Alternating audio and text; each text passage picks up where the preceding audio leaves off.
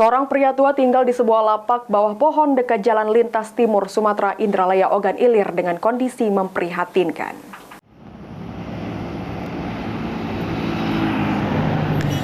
Pria tua yang berada di pinggir Jalan Lintas Timur Indralaya dan tinggal di sebuah pohon dan gubuk kondisinya sangat memprihatinkan karena hanya tidur beralaskan tumpukan kayu.